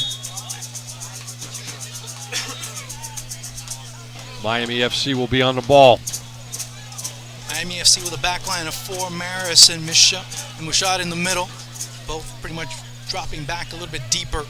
As will be Maris being that Ranella type holding midfielder. Then out wide, Smart, Martinez, and of course, Jaime Chavez up top. Trafford on the wing, picks up Pelé. Trafford has to go back to Ruthven. I'm still puzzled about the move of having Ruthven and Trafford move over, because Trafford maybe on a couple of occasions has gone forward, but he is not a left back by trade. It's more of a forced move because of the situation that Miami's seeing right now, as a foul being called in favor of Miami FC. Well, and you also break up that central defense firm of Trafford and Bernstein that has played so well together for so long. And both of those goals coming after the breakup. Yellow card was issued, just didn't get confirmation as to who was. Those are 4 Miami United players bunched up together. So await confirmation on that card. Miami FC will have another set piece opportunity to tie this game. Both of these teams have played each other twice. Both of them 1-1 draws. 73rd minute to Miami United FC number 8, Thomas Granito. Granito goes into the book at the 73rd minute officially. But there will be a winner this evening. Maris from distance has options inside the 18, goes high in the air. Too much for everybody. Wasted opportunity for for Miami FC. The difficulty of one team being called Miami FC, the other one being called Miami United. There's only so many ways that you can mix things up before you get mixed up yourself. And at that point also the mixing up gets a little contagious too. But again, Miami United really in this second half have been the better team, both as far as numbers are concerned and also with more purpose than Miami FC. A bit disorganized, going with more will than anything else to try and attack and look for that equalizer. Maris too heavy, looking for Trafford. Smart in the area as well. Again, those are the examples of just pushing forward by will alone instead of trying to be more intelligent. Muchad goes all the way back to his keeper. Time. Now 15 minutes left in this match. Miami FC playing at home here at FIU. Down a man, down a goal. And the drama is building.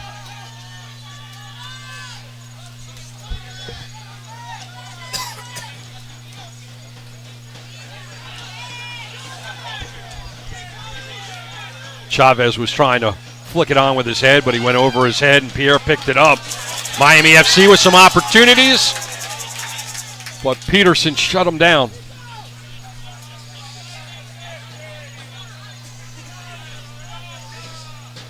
It's going to be interesting to see in this last 15 minutes how Miami FC tries to create opportunities. Handball right there. And how Miami United tries to run out the clock. You know, easy to say that this game would be very different if Tierpak hadn't been sent off, but he was. Gentlemen, a substitution in the 76th minute for your Miami FC coming in, number 14, Coy Kraft, going out, number 18. Okay, so Rhett Bernstein will check out, and Coy Kraft coming in. I've completely lost as far as that's concerned. That was an offensive move, obviously, as Coy Kraft is already up front, but 76th minute Kraft in, and the back line for Miami FC is different than it's ever been in its existence. But here's the thing, Bruce. What you start to do is you've already had 3 different players playing out wide to Jaime Chavez's left. So what do? Don Smart didn't work, so you take him out wide. Now you bring Coy Kraft in, it doesn't work. Again, you're just throwing stuff out there and seeing what's going to stick at this point. And that's one of the big things that's really prevented Miami FC from further progressing in this match. Whistle and Miami FC will have it. Smart will start us up. Ruthven now is the lone central defender. Trafford out wide. Big defensive play by Victor Pelé. Pelé will navigate before he lays off for Dominguez. So now what you have Mason Trafford. Pelé, we'll get back to that thought in a second. Kraft puts him on the turf. Into the middle. And now Smart will move it forward. So you take out you take out both your central defenders. You have one central defender go and play left back. You bring out your other central defender, and he goes out wide. You bring in Sam McFarland as a right back and put him in as a central defender. Again, what Paul Dalglish is doing is really puzzling, to say the least. And Miami FC has been turning over the ball in transition. They'll get away with it that time. Martinez and Trafford teaming up. And now also you have Maris and Muchad playing in that central, really the only midfielders at this point. And it takes both of those scoring opportunities away. Ball sent forward for Smart. Maxi on him. Touch is too heavy. And another opportunity goes away for Miami FC in the 79th minute. So far, you have to go back to what, the 67th, 68th minute, if that. By the way, big score here as Brilla FC defeat Indy 11, 1-0. Big upset there. So congratulations to Brilla FC on that big win. On the road, too, I may add. I was about to say. Advantage will go to Miami United.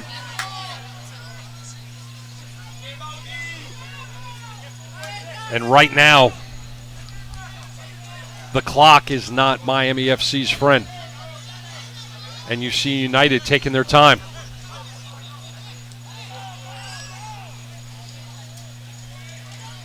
A march into the final third for the visitors.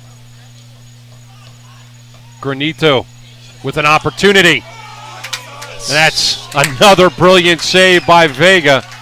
Daniel Vega keeping the orange and blue in this match in the second half. Corner coming up, and again, United will take their time. It's the fourth save in this half for Daniel Vega. Granito's right foot, he goes short for Pelé. And another corner awarded to Miami FC, and Dylan Maris is not happy about that.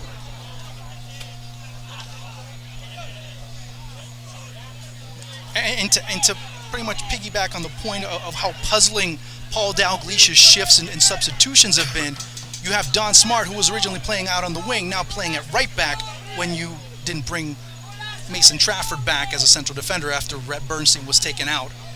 So you have two players that aren't naturally central defenders playing central defense.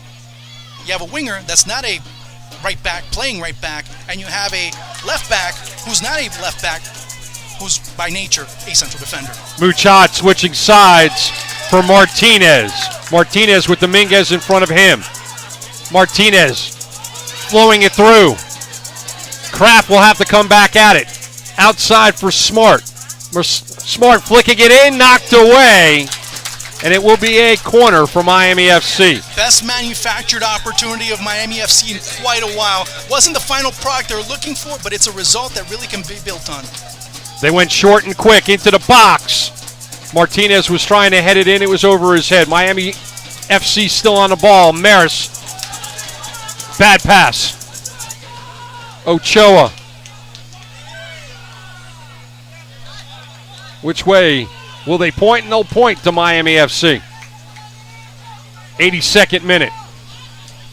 They see the space Miami United do. They see that Sean McFarland, but he does have that recovery capability because of his speed to create opportunities to really recover and prevent Miami United from penetrating past him. Now, if you have to put him in a situation where he has to collect the ball and make a decision at the same time, that's where he ends up being complicated.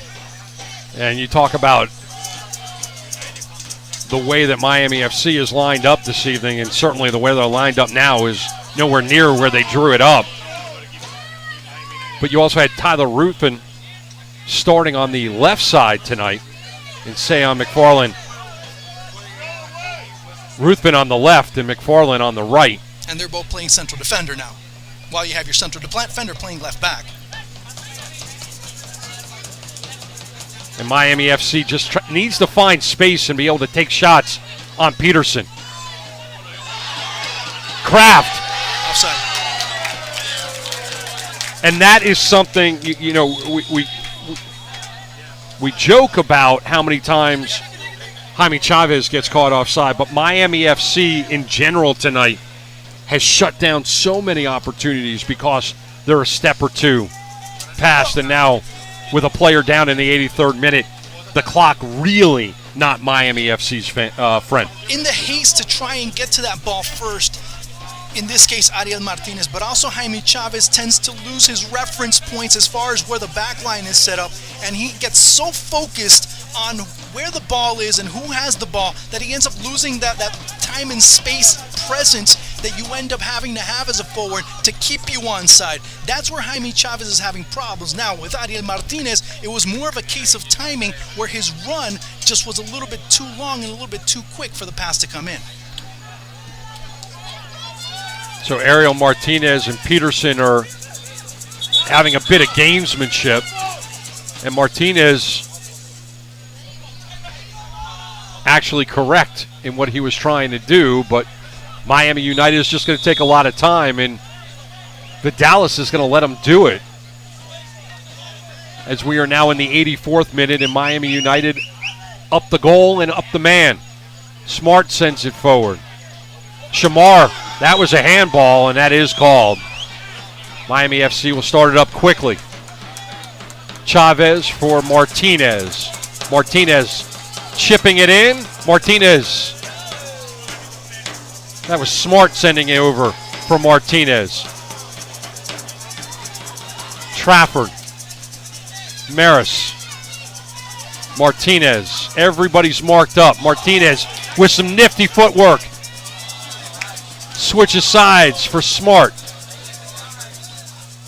Kraft knocked down inside the box, and it's allowed. That was a clean challenge.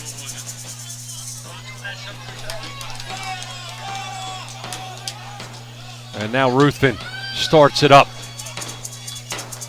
Muchad doesn't have a lot of options, has to go backwards to Smart. And that's too heavy as Coy Kraft fell down, and Peterson will kick it away. Substitution here coming up for Miami United. And it will be their third substitution of the evening. FC, the 85th minute coming in, number 21, Ignacio Cubero. Going out, number 18, Bautista Dominguez. Dominguez out after a solid night on that back line.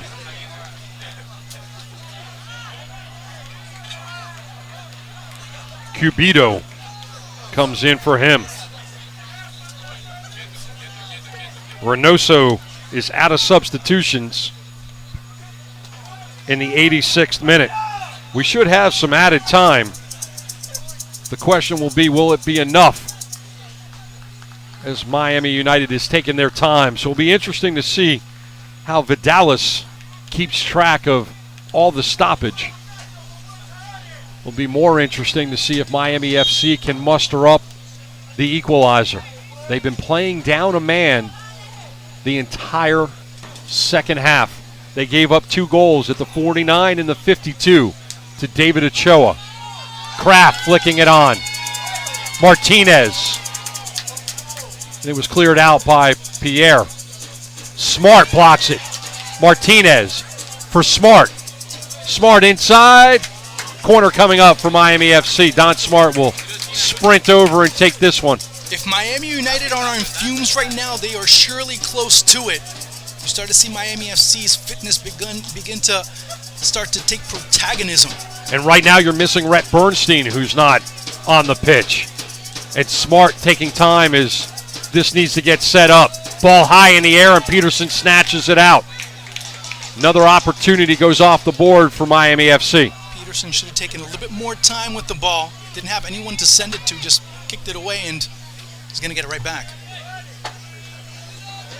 50-50 between Granito and Trafford. Granito won that one, and now high in the air by Kraft. Trafford. Out wide for Smart. Miami Miami FC in the final third. Smart picks up 2 defenders, trying to go to the corner. It will earn him a throw. See the adjustment there by Miami United saying, okay, Don Smart's going to be out wide, he's going to send crosses. So what do? I send 2 players there to kind of shield him off.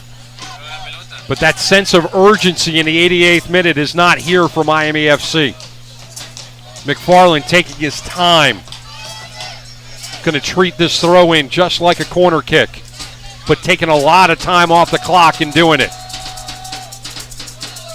Into the box. Headed away. Smart at his feet. Back out for McFarland. McFarland puts it out of play. Just sent a missile when he needed to just really stroke it in there. Miami FC with the urgency, but the kind of urgency that you have when you're running in the dark. Well, also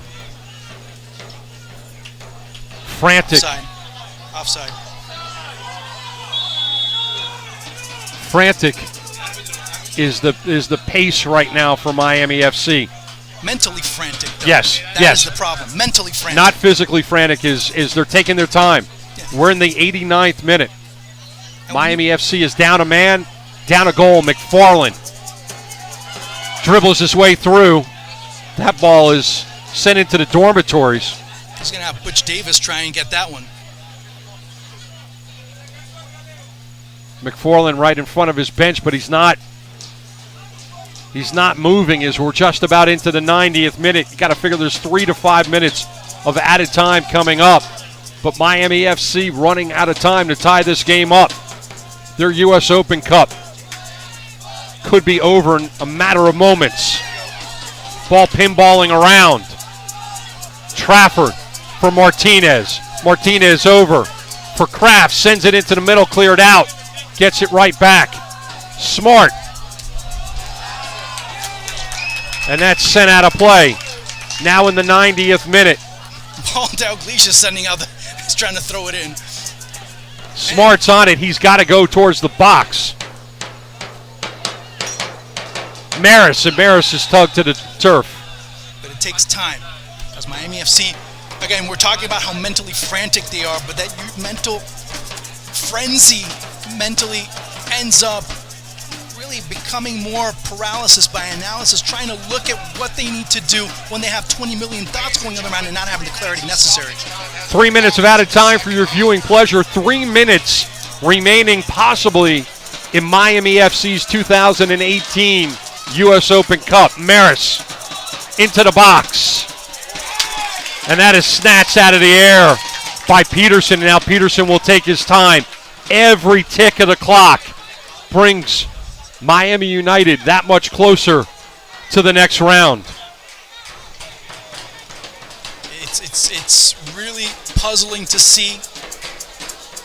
And it's not just the play, it's also been the response from the bench, that you start to see moves that were quite awkward and putting players in positions where they are not maximizing their talents. Vega quickly out to Muchad. Muchad is trying to move it down. And Ruthven up top now as a striker as well. So everybody moving forward. There is no tomorrow in the cup. Sending the kitchen sink and the bathroom tub in there for Miami FC. And Trafford sends it in the direction of Peterson, and Peterson will take his time. Again, you see the lack of clarity for Miami FC, and that's been the case, and now you start to see the lack of poise by Ariel Martinez. They're getting in a pushing match.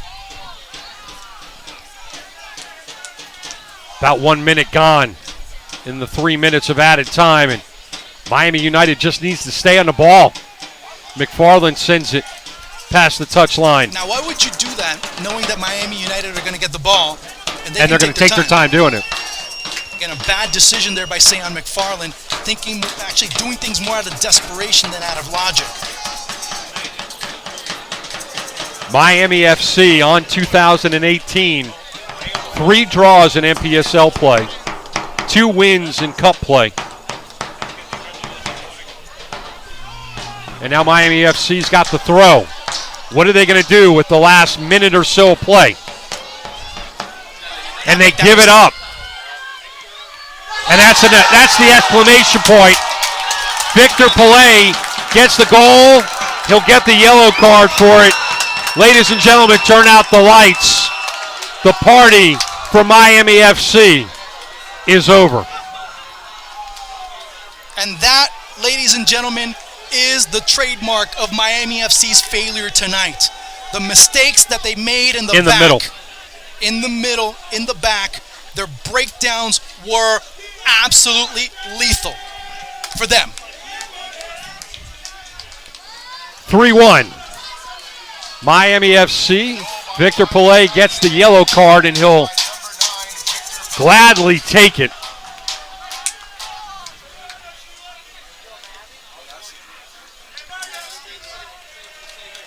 And it's just going to be academic at this point.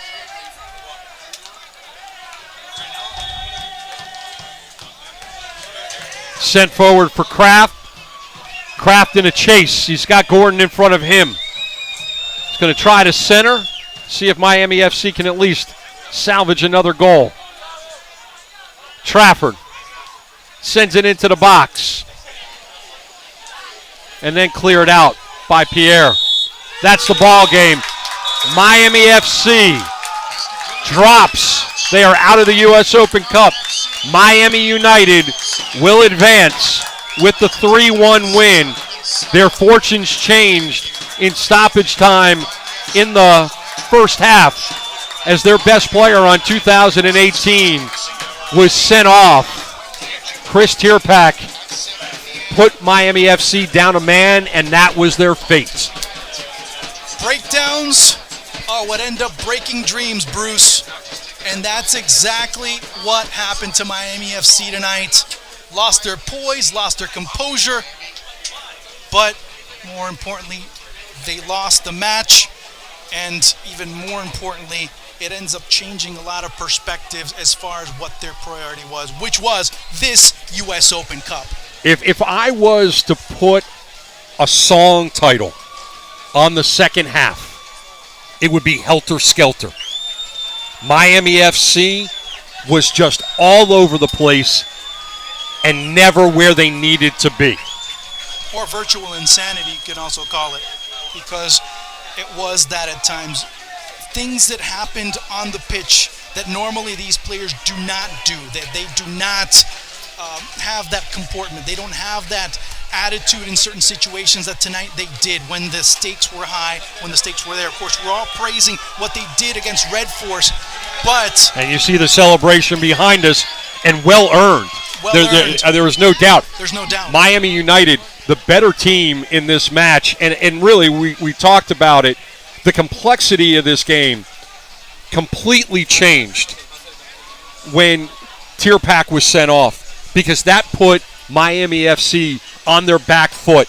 Mistakes on the back line were taken advantage by David Ochoa in the 49th minute, in the 52nd minute. The advantage that Miami FC got in the 17th minute evaporated at that moment, and they were never able to get back on track. They were basically chasing their tail and trying to find ways to get that extra goal, and they just never challenged Peterson at all. The better saves tonight, obviously, Daniel Vega. If it's not for Vega, this is an absolute blowout. Yeah, it would have been. I mean, Miami FC defensively looked like a Tyrannosaurus Rex trying to scratch its back, and that's really one of the things that really happened to break down. You saw a lack of communication, you saw a lack of poise, but not only on the pitch, but also on the bench with the changes that were made, and it constantly made reference to that. You had two fullbacks playing central defender. You had a defensive central defender playing as a fullback. You had a winger playing as an outside back. A lot of changes, a lot of mishmashing, if you will, of things that really didn't make any sense whatsoever throughout the transcourse of the match. It was almost like they were drawing up the plays in the sand. Yeah, it's like you guys go deep, you do this, and I'll send it there. And it doesn't work that way when you have a team that's so well organized in the back. And not only that, the first time these two teams played, we saw Miami FC going over the top, not playing possession football, and it didn't work for them.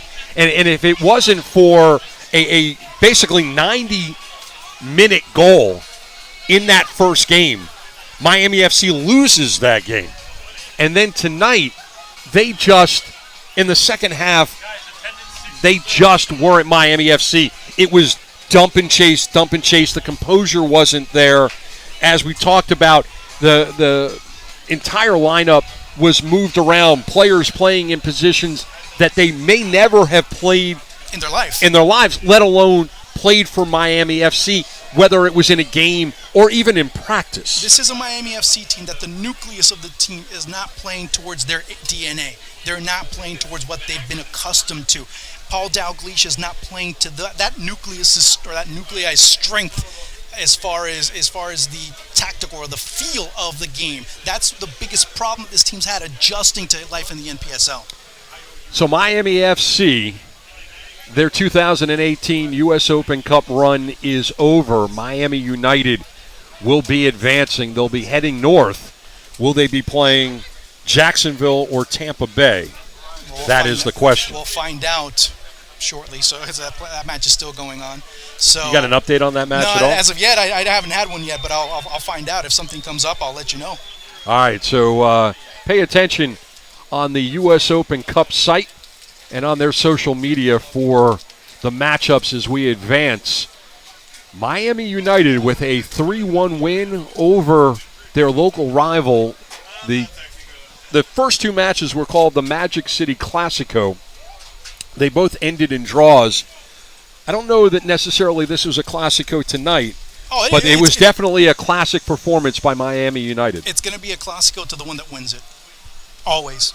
You know, we were talking before the match on whether the term rubber match applied, and usually rubber match is something that is applied in baseball where you have a win and then a win, and then the third match is the rubber match with the draw. And the draw, I guess this one was sort of like a rubber match, but really the exclamation point by Victor Pelé at the end of this match to go and end it 3-1. And what's also interesting for me is the 3 goals scored by Miami United tonight were scored by 2 players that played for the Fort Lauderdale Striker U23 team a few years ago, David Ochoa and Victor Pelé. And you can call it whatever you want, but for Miami FC, it probably could have been a tomato match because it was the one that you threw at the wall and it just went splat. And for Miami FC, some time off before the NPSL schedule will pick back up. When they do, they will find themselves with 3 draws, 3 points. The number 1 team in their conference right now, the winners tonight, Miami United. Miami United advancing 3-1. Final thoughts. And disappointing result, a good start, but it kind of fizzled away after the first 45 minutes. As a team, the poise was not there. The intelligence of handling adversity was not there. But most importantly, the DNA has faded away. We'll leave it at that. He's Juan Arango. I'm Bruce Silverman. Thank you for being with us on this U.S. Open Cup match. The final, Miami United 3, Orange and Blue 1.